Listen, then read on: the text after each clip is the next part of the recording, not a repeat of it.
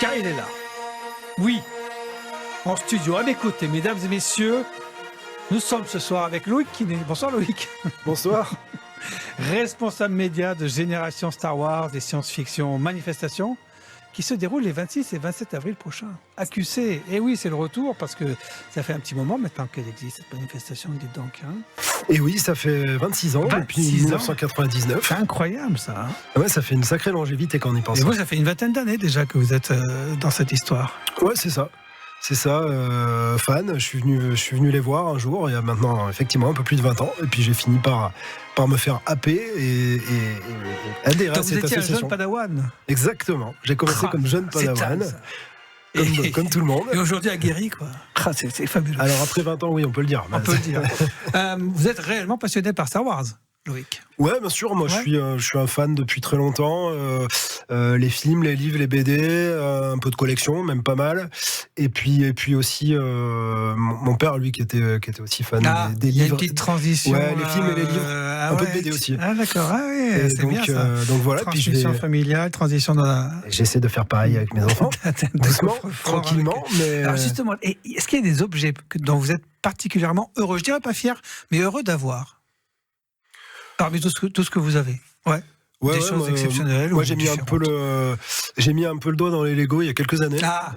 C'était pas forcément au tout début, mais j'ai mis le doigt dans les Lego il y a quelques années. Et puis, quand j'avais un peu plus de temps avant d'avoir des enfants, j'ai fait un peu de construction perso, ce qu'on appelle un MOOC en Lego, la création personnelle. Et ouais, j'ai une belle base avec quelques dizaines, une petite centaine peut-être de figurines qui est dans une petite vitrine dans mon bureau. Et ouais, ça c'est sympa.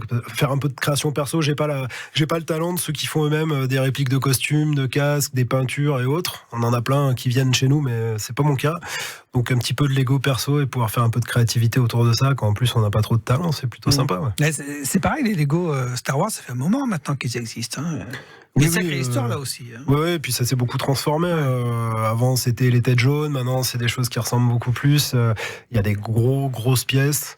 Il y en a pour tous les prix. Il y a les vaisseaux, il y a les... Ouais, c'est ça, des vaisseaux, des bases, des casques, pas échelins, mais moitié d'un casque original. Il y a beaucoup de choses. Il y a beaucoup de choses, et effectivement, quand on plonge dans cet univers... Ouais, quand on met le doigt, ça peut emmener assez loin, quand on est passionné. Et alors dites donc, les repas de famille, comment ça se passe? Non, à part quand on est malade, mais... Ça peut aussi. Mais vous vous amusez pas, par exemple, à vous lancer quelques petites phrases bien placées qui sont des références à des passages de certains films, de certains moments? Comme moi, la transmission avec mon père, c'est assez simple. Hein, le célèbre « Je suis ton père » de Dark Vador, il peut assez facilement partir. En tout cas, on va parler de cette super manifestation qui, mesdames et messieurs, est gratuite au niveau de l'entrée. Et oui. C'est incroyable ça de nos jours. Vous savez que c'est très rare.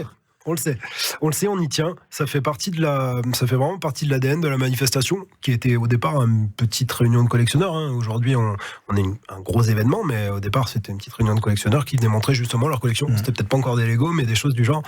Et c'est comme ça que ça s'est construit, et on y tient. Et on se demande parfois, quand il y a des questions financières, est-ce qu'on ne demanderait pas aux gens de payer quelque chose?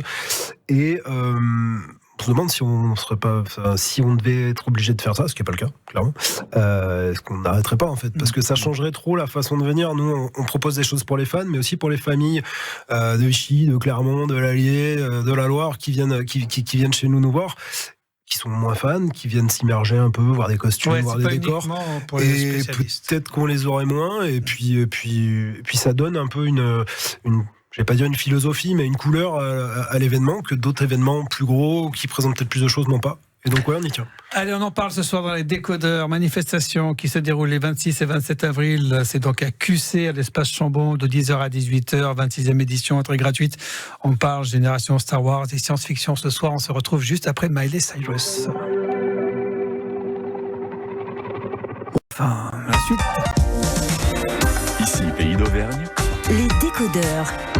Génération Star Wars, science-fiction, les 26 et 27 avril prochains, c'est à QC, l'espace Chambon, 26e édition de cette manifestation. L'entrée est gratuite et il se pourrait bien que vous croisiez un personnage.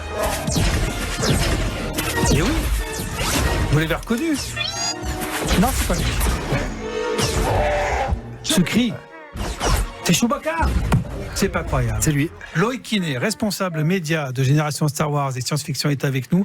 C'est l'un des invités de cette année. Chewbacca sera là. En tout cas, le personnage qui interprète Chewbacca. C'est ça. C'est même notre invité d'honneur, effectivement, l'acteur finlandais Jonas Suotamo, qui a repris le rôle de Chewbacca pour tous les derniers films et dernières séries. Après le défunt, malheureusement, Peter Mayhew, qui était venu chez nous il y a pas mal d'années, donc c'est sympa d'avoir eu les deux, malheureusement, qui est décédé entre-temps. Mais... Et alors justement, comment ça se passe? Parce que j'imagine qu'ils auront l'habitude un peu d'aller dans ce genre de manifestations au niveau mondial, parce qu'il y en a un peu partout. Bien sûr. Ils viennent, vous les invitez, ils disent « Ok, j'arrive, je viens ». Ça se passe comment en fait? Ouais, en fait, on est contacté par leurs agents, souvent.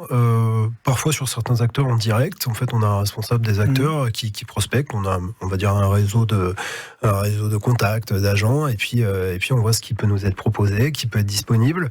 C'est pas toujours évident parce que souvent, les grosses conventions officielles Star Wars, là, elle avait lieu au Japon le week-end dernier, si je dis pas de bêtises, sont un peu rarement en même temps, mais un peu dans les mêmes temps. Donc effectivement, il y a des gens qui ont l'habitude de faire des événements monstrueux, avec effectivement une autre façon de faire, une autre ambiance, une autre organisation que la nôtre. Mais ça se passe souvent assez bien parce que justement aussi, ça les change en fait. Et alors, qu'est-ce qu'ils viennent faire? Parce que bien entendu, le public est là, le public veut leur parler, les rencontrer, faire des photos, des selfies, etc. J'imagine bien, mais eux, quel est leur rôle finalement? Bah effectivement, c'est la rencontre avec le public. Donc leur activité numéro 1, ça va être de faire des dédicaces et de prendre des photos avec les gens qui viennent prendre ces dédicaces. D'accord. Ça, c'est une activité qui est payante. Oui.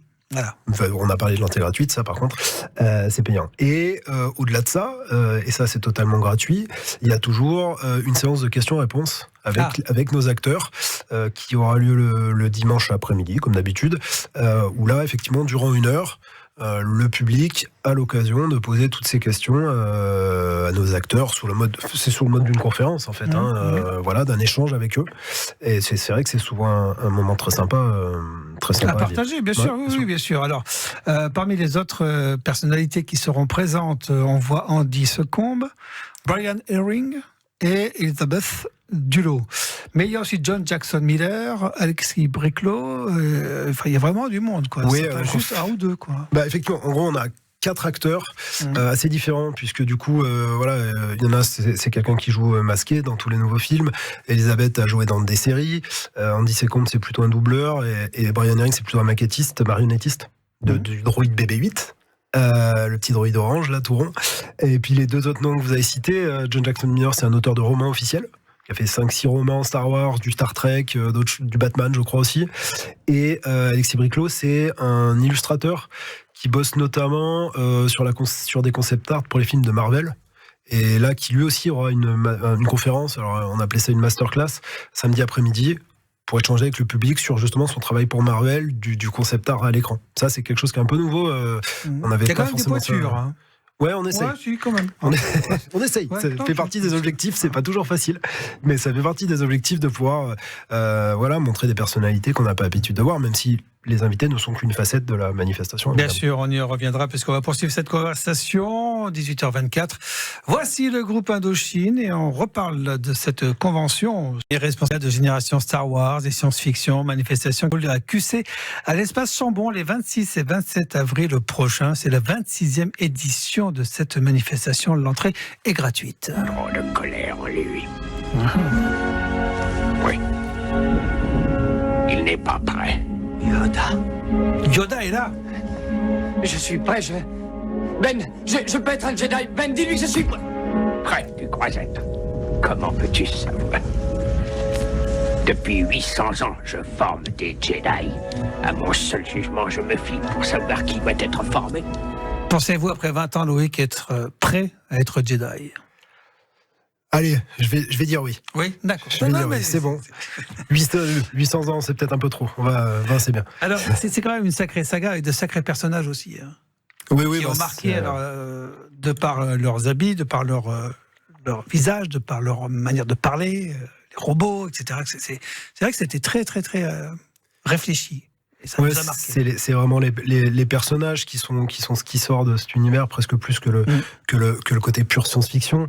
qui est un peu moins marqué que dans Star Trek ou dans des choses comme ça. Là, voilà, c'est les personnages, c'est les environnements, c'est les espèces, c'est toutes ces planètes, c'est ce qu'on voit et aussi ce qu'on devine parfois au fond. Cet alien bizarre au fond à droite du bar, dont on se demande un peu lui qu'est-ce qu'il a fait. Et c'est vraiment ce côté-là qui je pense attire. C'est de la fantaisie dans l'espace en fait. C'est presque aussi près du Seigneur des Anneaux que Star Trek, Star Wars. Alors, cette manifestation, on l'a dit, il y a pas mal d'invités, encore une fois, cette année, mais il n'y a pas que cela. Qu'est-ce qu'on fait ? Quand on vient pour cette manifestation, qu'est-ce qu'on fait ? Je crois qu'il y a, bien sûr, des fans costumés. Ça paraît même classique, quoi, normal. Ouais, c'est classique, mais c'est important parce qu'en fait, du coup, on a une manifestation où les visiteurs, certains visiteurs en tout cas, participent au contenu de la manifestation parce que la majorité des fans costumés sont des fans qui viennent de leur propre chef ou un petit groupe.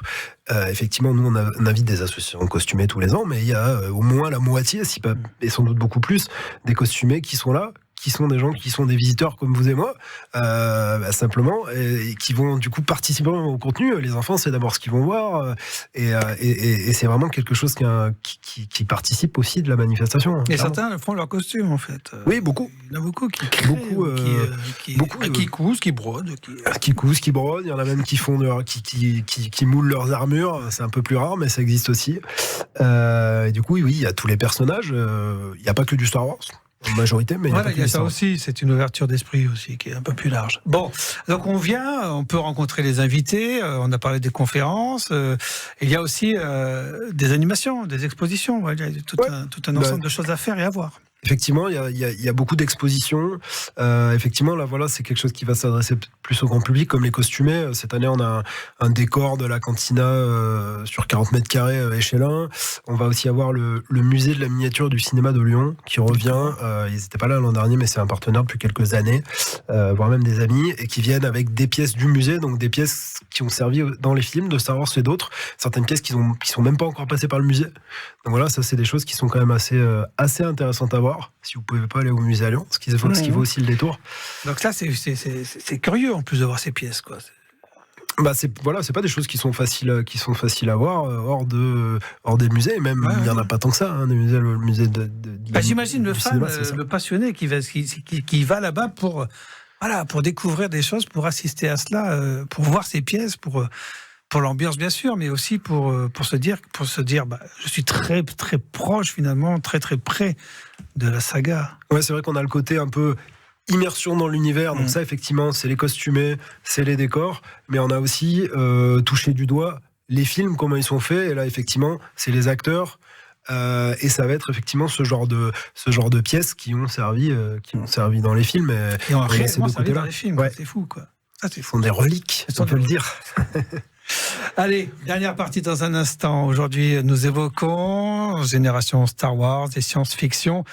C'est donc les 26 et 27 avril prochains à l'Espace Chambon à QC de 10h à 18h, 26e édition de cette manifestation qui reste gratuite. Ici, Pays d'Auvergne. Vie normale. Ici, Pays d'Auvergne. Philippe Vialon.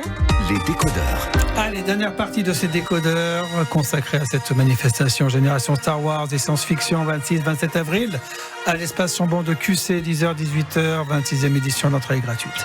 On a parlé de beaucoup de choses, il nous reste encore 2-3 choses quand même à parler avec Loïc Quinet, responsable média de Génération Star Wars et science-fiction. Bien entendu, on va revenir sur certaines animations, dont une en particulier, Loïc, qui va se dérouler dehors, qui est sous forme de combat de sabre. Effectivement, qui s'allume, le combat de sabre, bien sûr. Bien sûr, sinon ça compte pas. Et ce sont les gens qui font le bruit ou il fait du bruit le sabre? Alors des sabres qui font du bruit, ça existe. Je avoue que je me rappelle plus si leur le font. Non, mais il y en a qui ont des cartes son dedans. Sinon, on fait nous-mêmes le bruit. On peut le faire. On peut se faire un petit combat. Donc, précisez-nous un petit peu les choses. Ouais, en fait, on a plusieurs. Donc, c'est du combat chorégraphié. C'est pas du combat sportif. Et c'est une association de Clermont-Ferrand qui s'appelle l'Académie des Jedi Auvergnat, qui prépare des chorégraphies. C'est des petites histoires basées autour du combat, sur des combats de sabre, et donc ça se passe dans une arène extérieure. Donc voilà, les gens qui déambulent, alors évidemment ça a lancé sur notre programme les heures, mais les gens qui déambulent aussi souvent passent d'un bâtiment à l'autre et puis passent à côté de cette arène, voient des gens qui combattent et viennent regarder ça. Il y a peut-être 3 ou 4 représentations par jour, si je dis pas de bêtises. C'est super. L'idée est bonne en tout cas. Et, mesdames et messieurs, on apprend qu'il y a des gens qui ne vont pas passer la soirée devant la télévision, mais chorégraphier un combat de sabre laser. C'est ça, ils s'entraînent. Ils s'entraînent, ils ont une activité. Comme ceux qui jouent au rugby. C'est incroyable. Chose importante aussi, il y a une boutique. Et cette boutique, il y a un certain nombre de produits dérivés de cette manifestation que vous mettez en vente. Mais il y a une raison. Effectivement, si on a fait le choix d'avoir une boutique et de mettre en vente des produits dérivés de la Convention, c'est pour une bonne raison. C'est-à-dire, c'est pour une levée de fonds caritative qui, chaque année, va au profit de structures pour l'enfance. Donc, par exemple, ça peut être des structures médicales, comme le service pédiatrie de l'hôpital de Vichy, qui est un peu notre soutien historique, là, ceux qu'on soutient depuis longtemps. Et cette année, c'est 2 associations qui tournent autour du handicap.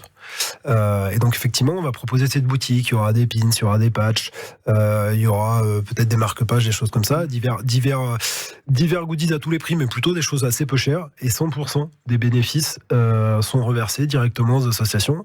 Depuis qu'on a fait ça, depuis une grosse dizaine d'années, on est à plus de 80 000 € récoltés et versés à ces différentes associations. Et donc c'est quelque chose qui nous tient à cœur, qui est devenu une part très très importante de la manifestation pour nous. Oui. Alors je note 2 choses, 80 000 €, hein, c'est quand même une belle somme, effectivement, c'est très très bien. Et vous avez employé un mot, pins. Le pins, c'est de nouveau à la mode, et de retour. Écoutez, chez nous, ça marche très bien. Ça fait quelques années. On a un graphiste de talent qui s'appelle Fabien et qui nous fait chaque année des choses spécifiques, souvent en relation avec nos invités ou avec les QC, des choses comme ça. Et ça part comme des petits pains. Comme des petits pins. Comme des petits pins. Ça part comme des petits pins, Loïc. Il faut rester. J'ai raté le jeu de mots. J'ai raté le jeu de mots. Pendant 2 jours, cette manifestation se déroule à l'espace Chambon de QC. Il va y avoir, on l'a bien compris, des invités, des animations, des expositions, des fans costumés, des conférences, une boutique avec des objets à acheter, à acquérir pour de bonnes causes. Il va y avoir à peu près 10 000 personnes. Oui, 10 000 visiteurs sur le week-end à peu près. 10 000 visiteurs qui vont venir également ils pourront se restaurer sur place, j'imagine, tout est prêt là aussi. Il y a de la restauration sur le site et puis sinon il y a quelques restos dans le QC pas très loin puisque comme c'est gratuit, on peut sortir et rentrer. Oui, c'est ça, mais c'est important ce que vous dites et ça reste quelque chose d'assez surprenant de nos jours d'avoir une manifestation gratuite de cette ampleur, Oui, c'est vrai que de cet acabit quand même. Les manifestations avec lesquelles on peut se comparer sont pour la plupart payantes. Soit elles sont vraiment commerciales, au sens où elles sont là pour gagner de l'argent, soit si elles ne le sont pas, elles sont obligées de faire payer pour leur équilibre financier. Nous, on a la chance, notamment grâce au soutien de la ville de Cluzet, de ne pas être obligé de faire ça. Et on est bien content. On note les 26 et 27 avril, tout le monde a rendez-vous à l'espace Chambon de QC. Merci Loïc d'avoir été avec nous. Merci. Et puis on espère que cette convention... Vous dites convention, vous ? Oui, c'est convention. Bon, cette convention se passera très bien. Que la force soit avec vous. Mais il me l'a pris, il me l'a volé. Il me l'a volé. Que la force soit avec vous. À très bientôt. Au revoir. Voici Pierre Garnier.